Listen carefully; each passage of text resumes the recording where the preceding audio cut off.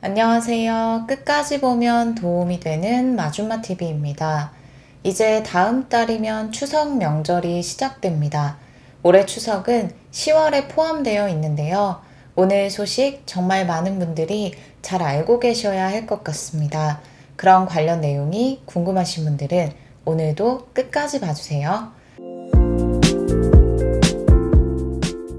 추석 명절을 앞두고 여러 지원 정책이 발표되고 있습니다. 이미 다양한 지자체에서 50만원, 20만원, 30만원, 10만원 등 금액을 해당 지역에 거주하는 주민들에게 지급한다는 소식이 전해졌습니다. 2차 소비 쿠폰 신청 기간에 맞춰서 9월 22일에 함께 신청을 받는 지자체도 있고 9월 중에 신청을 받아 10월 추석 명절 전에 지급하는 곳도 있습니다. 대부분 지역이 주민들이 명절에 느낄 수 있는 경제적 부담을 낮추기 위해 추석 전 지급하는 방향을 발표하고 있습니다. 그리고 9월 15일부터는 상생 페이백, 상생 소비 복권 등과 같은 지원사업 신청을 시작합니다.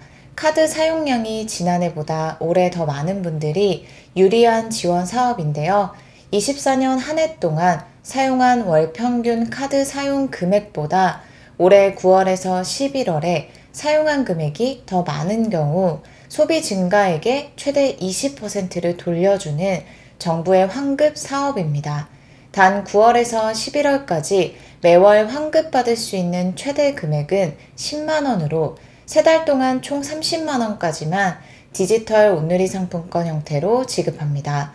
그리고 9월 22일부터 본격적으로 신청을 시작하는 2차 소비 쿠폰의 경우는 이번 주에 정확한 지원 대상 기준에 대해 발표할 계획입니다. 지금까지 알고 계신 내용과 크게 벗어나지 않을 수도 있고 최종 발표가 나기까지 아직 며칠 남았기 때문에 그 사이에 또 다른 지급 기준이 결정될 수도 있습니다. 즉 가장 정확한 것은 9월 12일 발표 예정인 정부의 2차 소비 쿠폰 지급 기준을 확인하는 것입니다. 발표 예정일은 12일로 잠정적으로 계획되어 있지만 혹시라도 그 전에 발표하거나 늦어지더라도 영상을 통해서 자세하게 안내 드릴 테니 그때 정확하게 확인해 보시면 좋을 것 같습니다. 틱톡의 마줌마 사칭 계정을 조심하세요.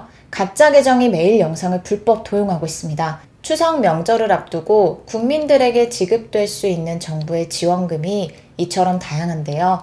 명절하면 어떤 돈이 또 떠오르시나요? 일단 대부분 국민들의 삶에 늘어나는 영역이 있습니다. 바로 금융거래입니다.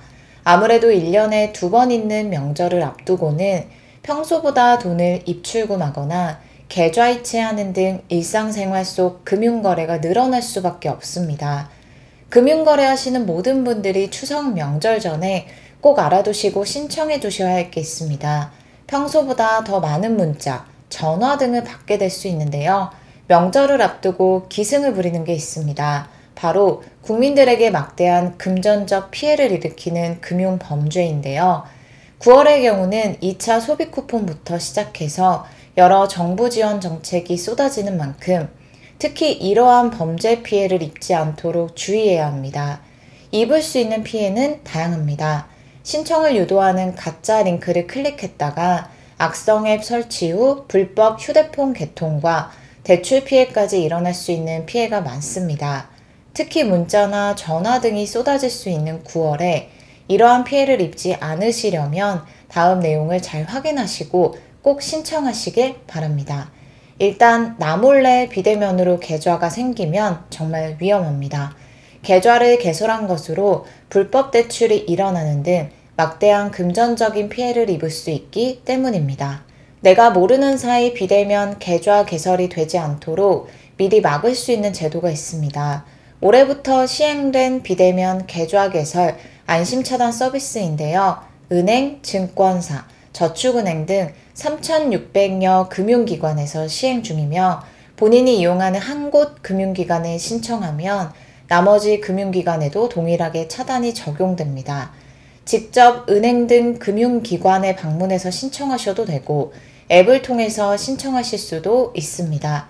차단 서비스를 신청하면 나 몰래 내 이름으로 된 수시 입출식 계좌 등이 만들어지지 않도록 적용됩니다. 다음은 본인도 모르는 사이에 본인 이름으로 신규 금융거래가 발생하지 않도록 미리 차단할 수 있는 여신거래 안심차단 서비스입니다. 신용대출, 카드론, 신용카드 신규 발급 등 신규 여신거래를 원천적으로 차단할 수 있습니다. 이것도 은행 등 금융기관에 직접 방문하거나 앱을 통해 신청하셔도 됩니다. 이 두 가지 제도를 금융기관에 방문했을 때 함께 신청하셔도 도움이 되실 수 있으니 신청 시 참고하시면 좋겠습니다.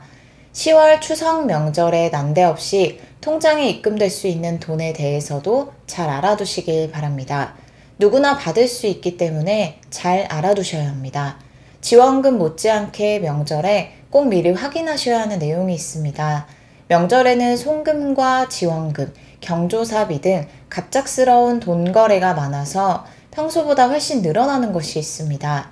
가족이나 친척의 명의로 온 돈이라고 오해하기 쉽지만 이 틈에 큰 피해를 입을 수도 있습니다.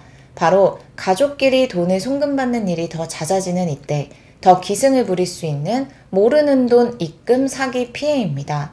예전부터 계속되어 오고 있는 유형이지만 여전히 우리 주변에서 자주 발생하고 있기 때문에 주의가 필요합니다. 보통은 소액의 돈이 입금되는 경우가 많습니다. 10만원, 20만원 등 금액을 통장에 입금시킨 뒤 신고 또는 협박을 통해 계좌를 정지시키는 신종 사기인 통장 협박입니다. 보이스피싱에 연루된 계좌로 만들어 은행 등 금융기관에서 해당 계좌를 정지시키도록 만듭니다. 그뿐만 아니라 계좌 정지를 풀려면 돈을 보내라며 추가 금액을 갈취하기도 합니다. 일단 이 돈을 보내더라도 지급 정지가 풀어지는 게 아니기 때문에 절대 보내시면 안 됩니다. 그리고 모르는 돈이 입금되었다 하더라도 절대 인출해서 사용하지 마시고 금융사기일 수 있다는 것을 꼭 기억하셔야 합니다. 가급적 계좌번호가 노출되지 않도록 조심하는 것도 매우 중요합니다. 그리고 통신사기 피해 환급법에 대해서도 잘 알아두시면 좋겠습니다. 기존에 이런 범죄 피해가 발생했을 때는 계좌가 묶일 경우 2개월에서 3개월 등 수개월 동안 금융거래가 제한되어 생활에 큰 피해를 입었습니다.